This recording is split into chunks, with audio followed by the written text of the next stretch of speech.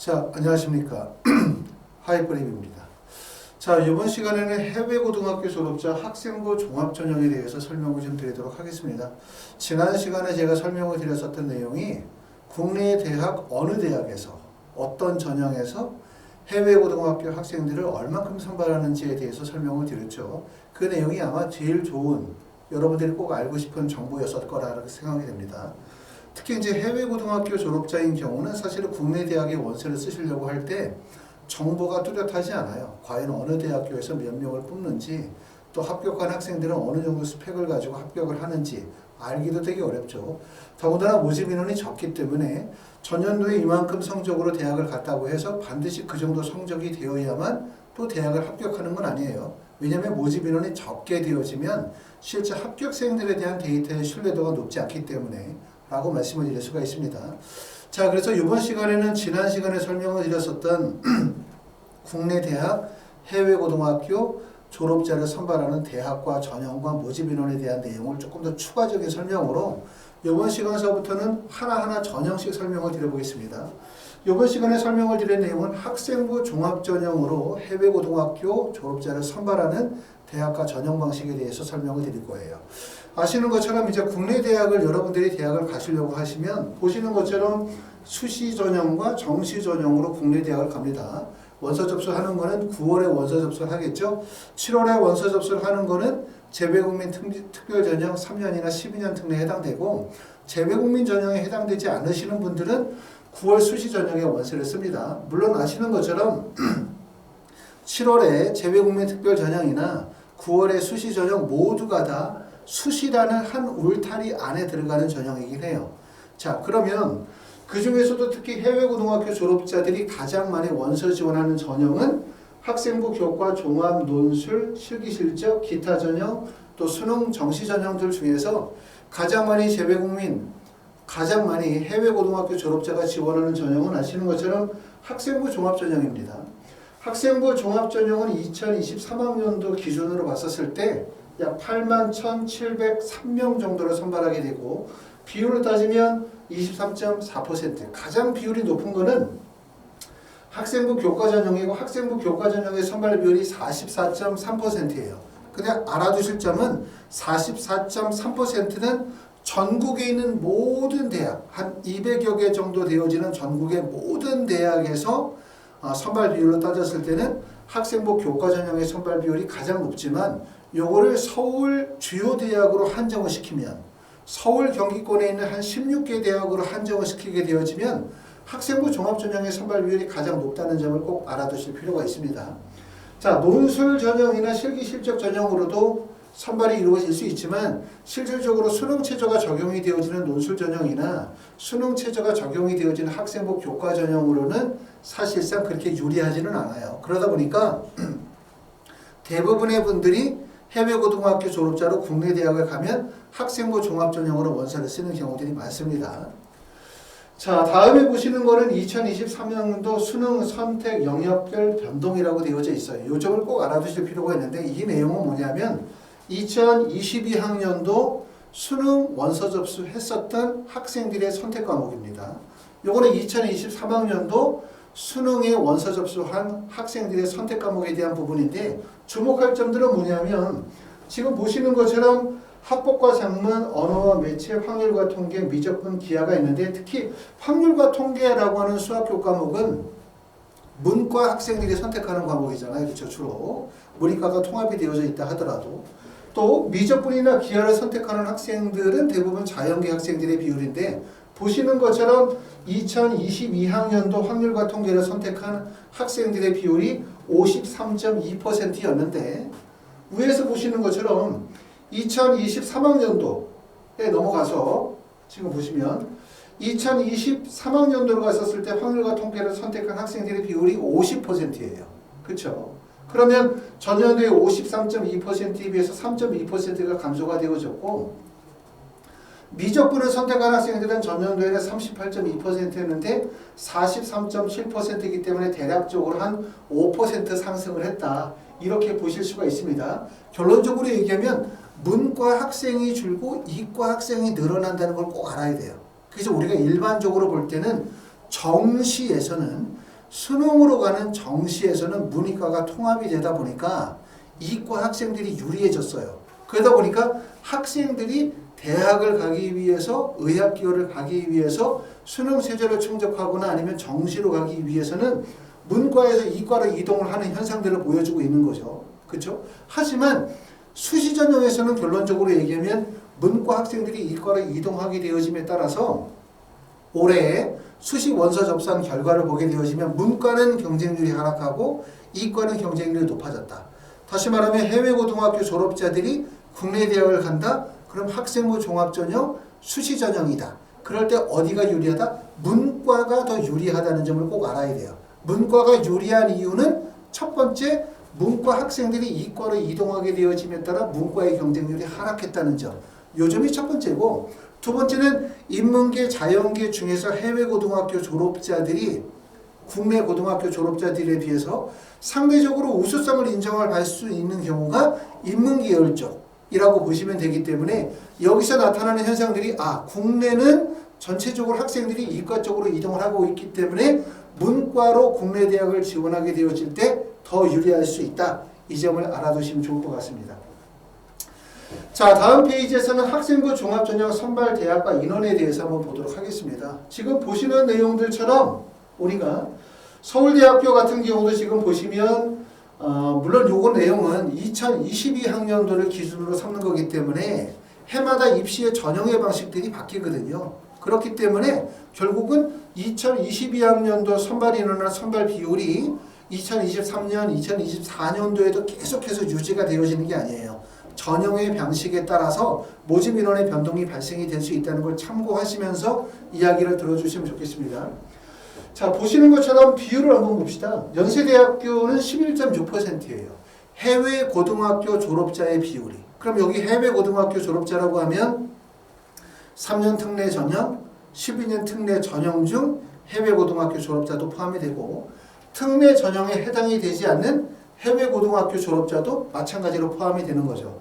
연세대학교는 전체 학생의 비율 중에서 11.6%, 성균관대학교가 비율은 제일 높네요. 12.2%로 507명 정도를 선발했고 한양대학교도 11.3%, 416명, 그 다음에 경희대학교 7.8%에 453명 정도 선발했고 한국외대는 5.7%, 보시는 것처럼 상위 대학으로 갈수록 해외 고등학교의 선발 비율이 높다는 점 아실 수 있고 대학이 좀 하위 대학으로 내려올수록 해외 고등학교 학생들의 선발 비율은 적습니다.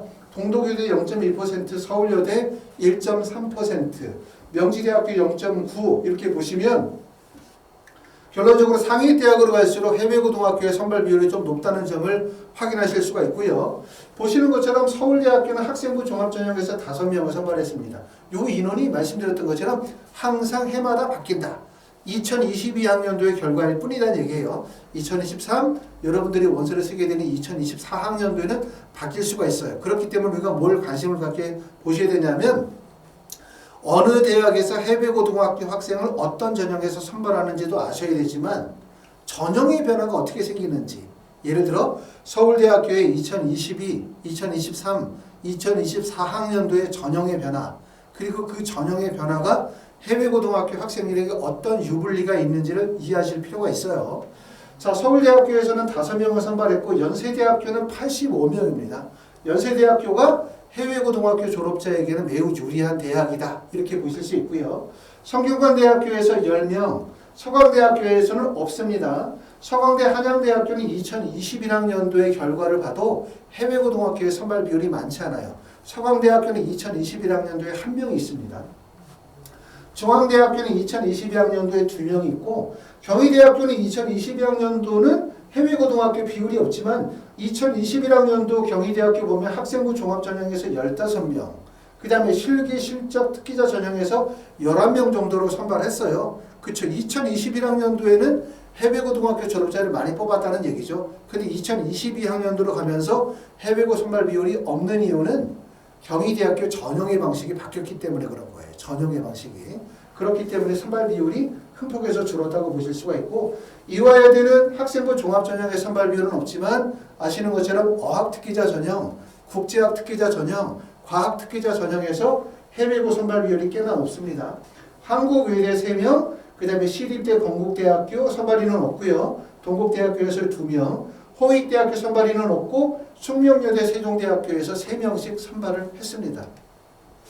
자, 숭실대학교 학생부 종합전형에서 SSU 미래인재 전형에서 4명을 뽑았겠죠. 국민대학교 국민플론티어 전형에서 3명을, 그 다음에 동덕여대 3명, 그 다음에 한성대학교 2명, 그 다음에 아주대학교에서 6명, 인하대학교에서 1명을 선발을 했습니다. 자, 그 다음에 단국대, 가천대 보시게 되어지면 특히 경기대학교에서 6명 선발 인원이 많고 인천대학교 7명. 인천대학교는 자기 추천 전형이 있습니다. 그게 학생부 종합 전형이에요. 그 다음에 카톨릭대학교는 카톨릭대학교에서 2명 이렇게 선발했죠. 요거만 아셔도 첫 번째는 내가 만약에 학생부 종합 전형으로 원서를 쓰게 되어질 때 어느 대학에 원서를 쓰는 것이 가장 적합하냐. 요거 꼭 이해하실 필요가 있어요. 해외 고등학교 학생들이 국내 대학 갈 때 관심 있게 보셔야 되는 거 첫 번째는 어느 대학교에서 해외고 학생들을 주로 선발하는지. 이거 첫 번째. 두 번째는 해외고 학생들에게 적합한 전형과 학과는 어딘지. 어떤 학과에 원서를 썼을 때 해외고 학생들에게 조금 더 메리트가 있는지 요 점에 관심을 두셔야 됩니다. 자, 다음으로는 이제 몇 개 대학의 전형의 방식에 대해서 한번 살펴보도록 하겠습니다. 서울대학교는 서울대학교 일반 전형이에요. 지역균형 전형은 학교장 추천을 요구하고 있기 때문에 어렵고 당연히 일반 전형이고 일반 전형은 수능 체제를 반영하지 않지만 일부 학과, 미술대학 디자인과나 사범대학교의 체육교육학과 같은 경우는 수능 체제를 요구하고 있습니다. 면접일자는 수능 이후에 면접을 보게 되어지는데 서울대학교 원서 지원의 가장 어려운 점은 결국은 면접이죠. 면접이 단과대학별 심층 구설 면접을 진행하기 때문에 아무래도 해외에서 오랜 기간 공부하신 분들 입장에서 볼 때는 면접에 대한 적응력이 사실 쉽지가 않아요. 그렇기 때문에 만약에 내가 서울대학교 일반 전형의 원서를 쓰시겠다라고 하시는 분들은 7월에 특례 원서 접수하시고 또는 9월에 수시 원서 접수하시고 나면부터 면접 준비를 조금 더 체계적으로 일찍부터 준비하시면 충분히 보완하실 수가 있을 겁니다. 자, 두 번째는 연세대학교죠. 연세대학교는 특히 말씀을 드렸었던 것처럼 학생부 종합 국제형이에요. 274명을 선발하게 되어지는데 이 전형에서는 국내 고등학교 졸업자와 해외 검정고시 졸업자의 선발 인원이 한정이 되어져 있어요. 나눠져 있고 보시는 것처럼 해외 고등학교 졸업자를 언더우드 학부에서 30명, 언더우드 생명과학에서 6명, 그 다음에 융합인재 사회과학부에서 30명, 그 다음에 융합과학공학부에서 20명, 글로벌인지에서 10명에서 96명을 선발합니다. 경쟁률 또한 별로 사실 높지 않기 때문에 많은 학생들이 이쪽에 몰릴 수밖에 없어요. 근데 연세대학교가 좀 어려운 점은 뭐냐면 3년 특례 전형의 원서를 쓰시는 분들이 우리가 7월에 특례 원서를 쓰시고 특례 원서 접수가 대부분 9월 수시 원서 접수 전에 대부분 발표가 나니까 특례 원서 접수하고 만약에 실패하시면 그러면 1개나 2개 정도의 카드를 나눴다가 결국은 수시 전형에서 연세대학교 학생부 종합 국제형에 몰리는 경우들이 많다. 특히 여기에 몰리시는 분들은 다양한 학력 지표를 가지고 있는 경우들이 많아요. 특히 연세대학교는 AP 학교인 경우에는 SAT 점수도 반영하기 때문에 대부분 여기에 원서를 쓰신 분들이 표준 학력 지표의 다양성을 가지고 있어요. IB 성적이나 A레벨이나 AP나 SAT나 AC 같은 또는 공인어학 성적은 물론 반영이 안 되지만 이런 다양한 학력 지표를 가지고 있는 분들이 많기 때문에 실질적으로 연세대학교에 합격을 하기 위해서는 이런 다양한 학력 지표에 대한 대비가 반드시 필요하다고 말씀을 드릴 수가 있고 그렇죠. 그렇게 말씀을 드릴 수가 있습니다. 국내 고등학교에 한해서는 수능 체제가 적용이 되어지지만 해외 고등학교 졸업자는 수능 체제가 적용이 되어지지 않고 면접일자는 수능 이후입니다. 자기소개서는 2024학년도가 되어지면서 모두가 폐지가 되어졌기 때문에 결국은 보시는 것처럼 비교과 활동 기록표가 자소서의 역할을 보완하도록 할 거고요.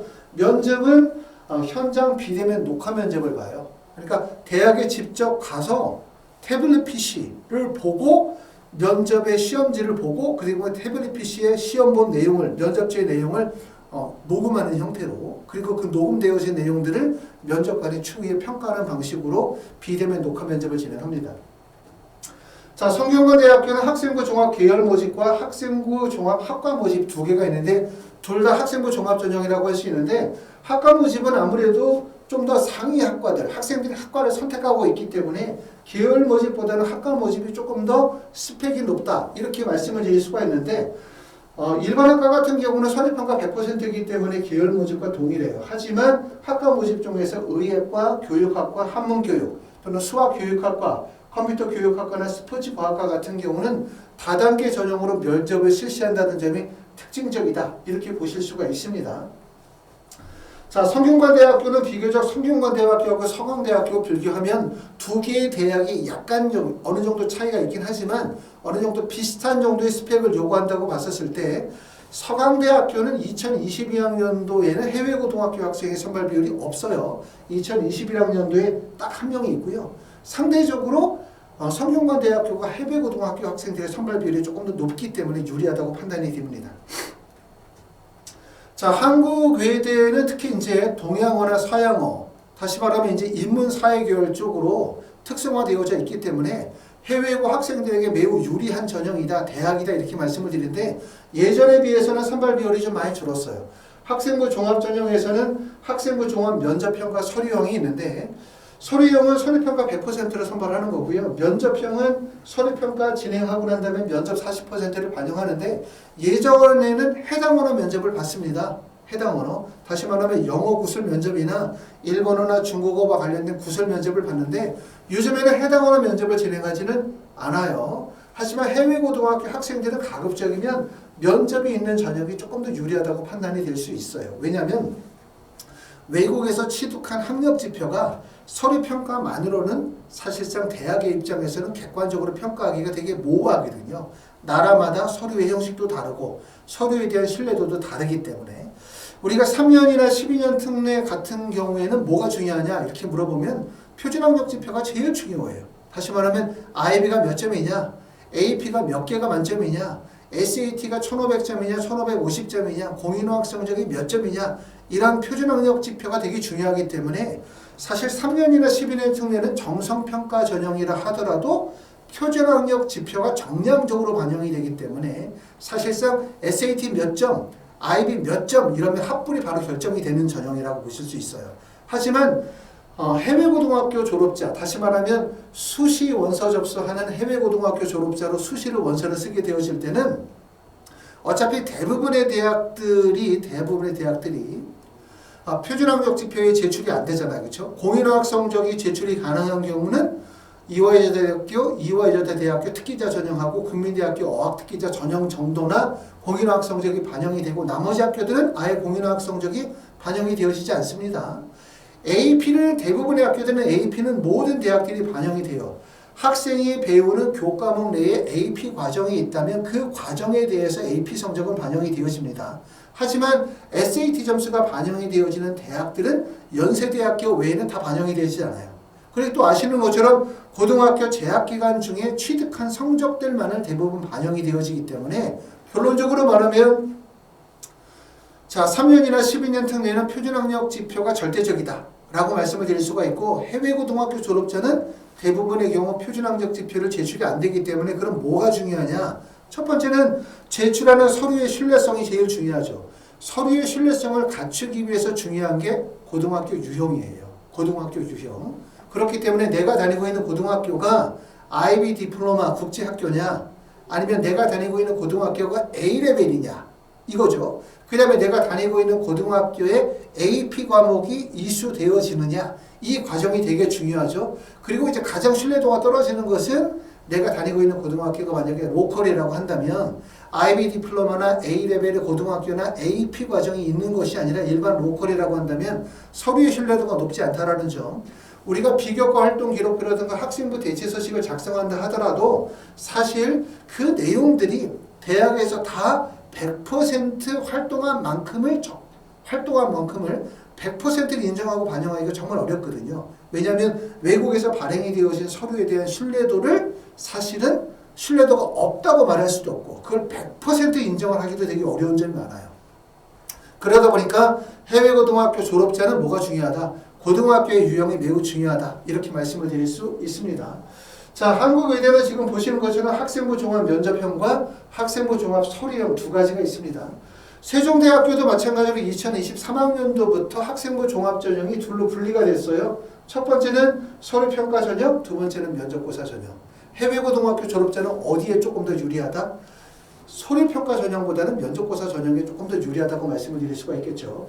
면접은 수능 시험 보시고 난 다음에 바로 다음 날 11월 19일, 11월 20일 날 면접을 보게 되어지고 면접은 30%를 반영하게 되고요.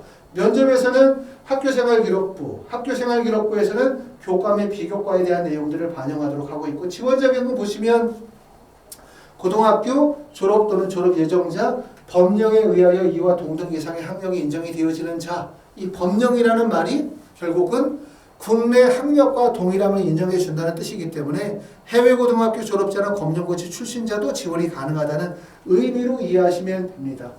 자, 이렇게 해서 이제 지금까지 말씀을 드렸었던 거는 해외고등학교 졸업자에 대해서 설명을 드렸어요. 처음에 말씀드렸던 것처럼 해외고등학교 졸업자로 국내 대학을 가시려면 첫 번째 알아야 되는 게 어느 대학에서 어떤 전형에서 해외고등학교 졸업자를 선발하는지를 알아야 돼요. 그렇죠? 첫 번째. 그 다음에 두 번째, 처음에 설명을 드렸던 것처럼 전체적으로 봤었을 때 국내 입시에서는 문이과가 통합이 되어지면서 정시에서는 문과 학생에 비해서 이과 학생이 유리해졌다. 하지만 해외고 학생들이 수능을 공부하기가 좀 어렵죠. 수시 전형은 어떻게 됐냐? 보여드렸었던 것처럼 학생들이 문과 학생들이 이과 쪽으로 과목을 선택을 하면서 수능 과목을 선택하면서 수시 전형에서는 문과의 경쟁률이 하락한 모습을 보여주고 있다. 내가 해외에서 고등학교를 졸업하고 난 다음에 이과보다는 문과를 원서를 썼을 때 국내 대학을 가기가 조금 더 유리하다는 점에 대해서 설명을 드렸습니다. 어찌됐든 간에 해외고등학교 졸업자의 과정은 입시는 결과 중심의 입시가 아니라 과정 중심의 입시라고 말씀을 드리는 거예요. 뭐냐면 10학년, 11학년, 12학년 성적표 다 나오고 난 다음에 그 성적 가지고 어느 대학 가야 합니까? 이렇게 물어보면은 그거는 준비가 전혀 안 돼요. 그렇게 되면. 과정 중심의 입시이기 때문에 현재 내가 10학년이다. 현재 내가 11학년이다. 그러면 내가 현재 가지고 있는 학력 지표로 갈 수 있는 대학은 어딘지 이걸 봐야 돼요. 두 번째, 가고 싶은 대학은 어딘지, 그리고 앞으로 어떤 준비를 해야 되는지, 학교에서 어떤 활동을 해야 되는지, 또 대학은 어떤 대학이고 그 대학의 전형 방식은 무엇인지를 정확하게 방향을 잡고 난 다음에 준비 과정을 철저하게 하셔야 나중에 12학년 졸업하시고 성적표를 가지고 대학을 갈 때 차질이 없습니다. 근데 그냥 외국에서 열심히 생활하시고 공부 열심히 하다가 막상 대학을 가려고 하면 대학들마다 전형의 방식도 다르고 필요한 서류도 다르고 준비 정도도 다르기 때문에 정확하게 그 대학에 맞게 준비가 안 되실 수가 있어요. 그래서 처음에도 말씀을 드렸었던 것처럼 해외고등학교 졸업증은 과정 중심의 입시라고 해요. 과정이 중요해요. 하나하나 과정에서 철저하게 준비를 하셔야만 나중에 가서 입시를 수월하게 가지 수능처럼 그냥 열심히 공부하다가 성적표 나오면 그거 가지고 대학을 가는 결과 중심의 입시가 아니라는 점을 꼭 알아두실 필요가 있고 그렇기 때문에 지금서부터 하나씩 준비하시면 도움이 될 것 같습니다. 이번 시간에는 이제 학생부 종합전형에 대해서 설명을 드렸고요. 다음 시간에는 학생부 교과 전형으로 해외고등학교 졸업자들이 국내 대학을 가는 경우에 대해서 설명을 드리도록 하겠습니다. 감사합니다.